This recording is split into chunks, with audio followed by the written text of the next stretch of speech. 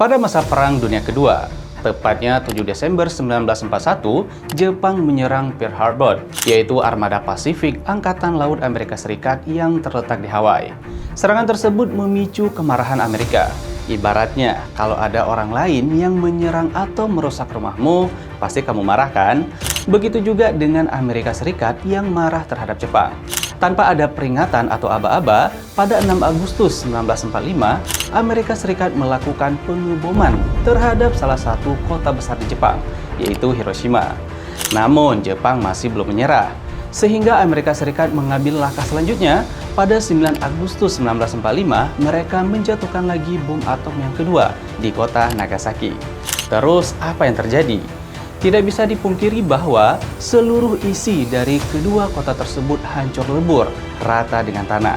Hal tersebut membuat Jepang menyerah tanpa syarat kepada Amerika Serikat pada 15 Agustus 1945. Dan pada 2 September 1945 berakhir pula Perang Dunia Kedua. Terus bagaimana dengan nasib Jepang selanjutnya setelah dua kota pentingnya hancur? Sobat Desen bisa lihat kan bagaimana nasib Jepang sekarang ini, menjelma menjadi salah satu negara yang sangat maju. Bahkan saat ini, Jepang menjadi salah satu negara dengan kekuatan ekonomi terkuat di dunia. Nah, pasti Sobat Desen penasaran kan bagaimana cara Jepang bisa tumbuh dan bangkit kembali setelah hancur lebur akibat bom atom. Bukan hanya bangkit nih, bahkan saat ini Jepang sudah menjadi salah satu negara dengan ekonomi maupun militer terkuat di dunia. Wah, seru banget nih untuk dibahas. Mau tahu kan kelanjutannya bagaimana? Yuk upgrade pengetahuanmu di Ethno, AdSense Knowledge.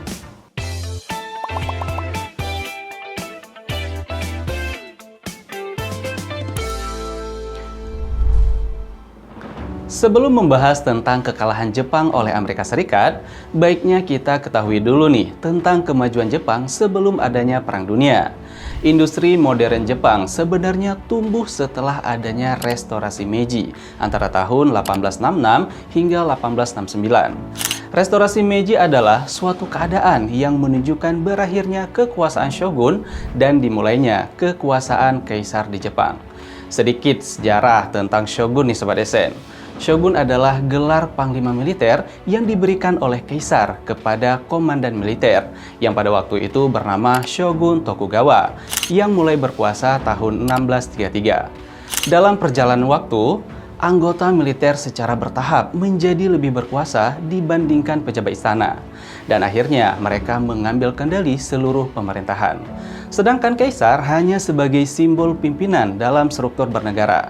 Saat shogun berkuasa, Jepang menutup diri dari dunia luar dan tidak ingin melakukan kerjasama dengan negara lain, melarang adanya peredaran buku-buku berbahasa asing, dan melarang rakyatnya untuk pergi ke negara lain. Hal tersebut dilakukan dengan alasan bahwa mereka tidak ingin Jepang mendapatkan pengaruh buruk dari budaya asing. Juga mereka khawatir Jepang akan dikuasai oleh negara lain. Saat memasuki abad ke-18, Jepang mengalami kemerosotan ekonomi akibat bencana alam dan korupsi. Untuk mengantisipasi kondisi tersebut, mereka menaikkan pajak kepada petani. Tapi hal itu menimbulkan penolakan serta kerusuhan di berbagai daerah. Singkat cerita, sampailah pada masa restorasi Meiji nih Sobat Desen, yang diciptakan oleh Kaisar Jepang yaitu Mutsuhito atau Kaisar Meiji, yang berlangsung antara tahun 1866 hingga 1869. Pada periode ini, Jepang memasuki era baru yang dimulai dengan penghapusan politik isolasi yang pernah terjadi masa kekuasaan Shogun. Kaisar Meiji mereformasi Jepang secara mendasar dan menekankan pada pembaharuan kehidupan manusia melalui pembangunan industri serta teknologi. Hal ini dilakukan untuk mengejar ketertinggalan Jepang dari negara-negara barat, sekaligus menaikkan posisinya di mata internasional. Salah satu kebijakan restorasi Meiji adalah mengirimkan para pemuda untuk belajar ke luar negeri. Mereka dikirim ke Amerika dan Eropa untuk mempelajari bidang teknologi yang kemudian dapat diterapkan di negaranya. Di saat yang sama, Jepang juga mengundang para pakar dan ahli dari luar negeri untuk mengajar di negaranya. Hasilnya, dalam waktu relatif singkat, Jepang tumbuh menjadi sebuah negara industri yang maju. Dengan kekuatan yang mereka miliki, Jepang mampu menduduki Cina pada tahun 1931, Korea tahun 1930, kemudian Hong Kong dan Indonesia pada tahun 1942. Namun, Jepang tidak berhasil mengalahkan Amerika Serikat. Apalagi setelah Amerika menghancurkan dua kota penting Jepang, yaitu Hiroshima dan Nagasaki. Dan hal tersebut menandakan kekalahan Jepang dalam Perang Dunia Kedua. Nah, setelah Jepang kalah dan menyerah kepada sekutu, Kaisar Hirohito bertanya kepada para jenderalnya, berapa jumlah guru yang tersisa. Hal tersebut menyeratkan bahwa Jepang akan membangun kembali sumber daya manusianya dan juga berbagai industri baru setelah perang selesai. Yang menjadi pertanyaannya adalah, bagaimana ya cara Jepang, khususnya kota Hiroshima dan Nagasaki, bangkit kembali? Bahkan sekarang mereka menjadi salah satu negara dengan ekonomi dan militer yang kuat. Kok bisa ya? Yang pertama, kita akan membahas tentang kota Hiroshima. Hiroshima merupakan kota pertama di dunia yang pernah merasakan dahsyatnya ledakan bom atom pada 6 Agustus 1945. Sebagian kota hancur dan diperkirakan ratusan ribu orang mengalami kematian. Dalam sekejap, kota Hiroshima rata dengan tanah. Bahkan banyak para ilmuwan percaya bahwa tidak akan ada tumbuhan yang hidup di kota ini dalam kurun waktu 70 tahun ke depan. Namun ternyata ramalan tersebut tidak berlaku bagi kota Hiroshima, karena pada tahun yang sama tanaman gulma mulai tumbuh kembali. Pada musim panas berikutnya, bunga oleander pun bermekaran. Cabang-cabang baru pohon kapur barus mulai banyak tumbuh. Hal tersebut membuat oleander dan kapur barus dinyatakan sebagai bunga dan pohon resmi Hiroshima, simbol ketahanan kota yang disayangi. Pada tahun 1950, rekonstruksi dan pembangunan kota Hiroshima kembali dibangun dalam beberapa tahap di berbagai bidang. Dengan karakter bangsa Jepang yang ulet dan tekun belajar, serta masyarakatnya yang memiliki semangat tinggi, akhirnya Jepang, khususnya kota Hiroshima, mampu bangkit kembali dari keterpurukan, bahkan mampu berkembang dengan pesat.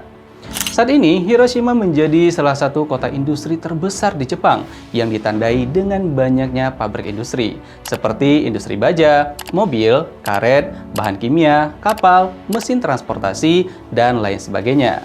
Selain itu, juga banyak gedung perkantoran, bandara internasional, pusat pelayanan publik, dan berbagai perguruan tinggi ternama. Berkaitan dengan sejarah nih Sobat Desen, kini Hiroshima telah menjadi pusat gerakan perdamaian untuk pelarangan senjata nuklir. Taman peringatan perdamaian juga dibangun di pusat kota Hiroshima dengan lebih dari 60 monumen dan fasilitas yang berkaitan dengan perdamaian, terutama Museum Peringatan Perdamaian. Hiroshima bangkit dan memulai dari awal, mengubah pengalaman tragis menjadi sebuah kekuatan untuk kebaikan dunia. Terus, bagaimana dengan kota Nagasaki? Sama halnya dengan Hiroshima, Nagasaki juga menjadi sasaran jatuhnya bom atom oleh Amerika Serikat pada 9 Agustus 1945. Kota ini terletak di pesisir sebelah barat daya Kyushu. Nagasaki, kota dengan pelabuhan tertua kedua di Jepang yang dibuka untuk perdagangan luar negeri Jepang sejak zaman dulu.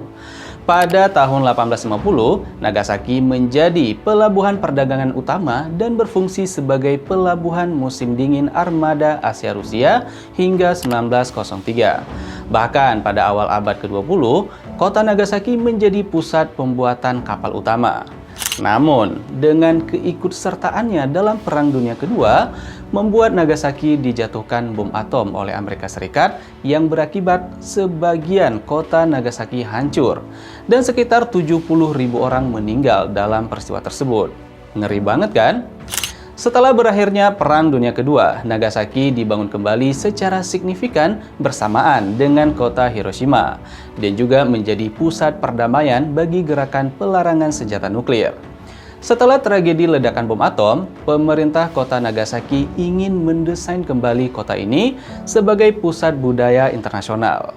Pada tahun 1949, Undang-Undang Konstruksi Kota Budaya Internasional Nagasaki disahkan. Sebuah gedung peringatan bernama Nagasaki International Culture Hall berhasil dibangun pada tahun 1955. Dan Nagasaki pun menjadi salah satu destinasi wisata yang banyak dikunjungi oleh wisatawan.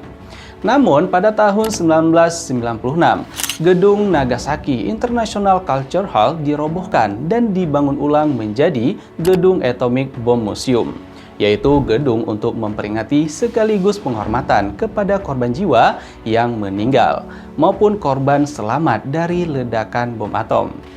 Hingga saat ini, kota Nagasaki menjadi salah satu kota dengan pelabuhan yang memiliki sejarah panjang sebagai titik pertemuan perdagangan antar negara dan menjadi pelabuhan penting bagi perekonomian Jepang dan hubungan internasional hingga saat ini. Peristiwa pengoboman Hiroshima dan Nagasaki menjadi sejarah kelam bagi Jepang. Tapi, kini Jepang telah menjelma kembali menjadi negara yang kuat dalam berbagai hal, baik ekonomi, teknologi, militer, dan lain sebagainya. Jika kita melihat Hiroshima dan Nagasaki saat ini, kita akan menemukan dua kota yang penuh dengan kehidupan dan semangat.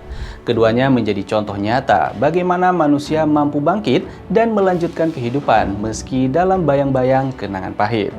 Kita berharap semoga segala bentuk peperangan ataupun berbagai kejahatan lainnya tidak pernah terjadi lagi di dunia ini untuk terciptanya sebuah kehidupan yang aman dan damai.